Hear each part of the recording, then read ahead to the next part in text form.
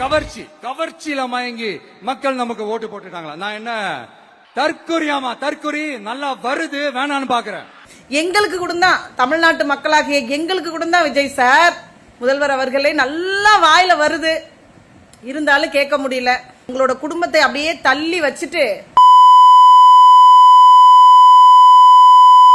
ஊரை சுத்திட்டு இருக்கீங்களே, எழவு வீட்டுல இருந்து கல்யாண வீடு வரைக்கும், அதுவும் கவர்மெண்ட் காசுல ஓடுற கான்வாயில வச்சு ஊரை சுத்திட்டு இருக்கீங்களே, இது நான் நியாயமா முதல்வர் அவர்களே அப்படின்னு கேக்குறதுக்கு இந்த வாய் வரைக்கும் வருது, கேட்க முடியல.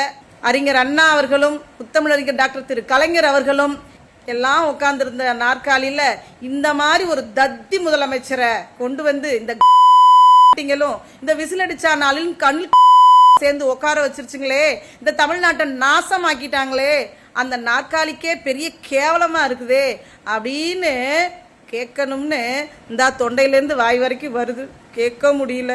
எனக்கு ஓட்டு போடுங்க, உங்க வீட்டு பைப்புல எல்லாம் பாயாசமா ஊத்தும், பன்னிக்குட்டி எல்லாம் கண்ணுக்குட்டியா மாறும், மொட்டை தலையில முடி முளைக்கும், சொட்ட தலையில செடி முளைக்கும், அப்படி இப்படின்னு அளந்து விடுறாங்க, ஜெயிக்கிறாங்க, மந்திரியாவும் ஆயிடுறாங்க. சொன்னபடி செய்யறாங்களா? இல்லையே. அப்ப அது பொய் தானே. உடனே உங்க சட்டம் அவங்கள பார்த்து, ஐயா நீ பொய் சொல்லி பதவிக்கு வந்துட்ட, அதனால இனிமே நீ மந்திரி இல்ல எந்திரி அப்படின்னு சொல்லணும்.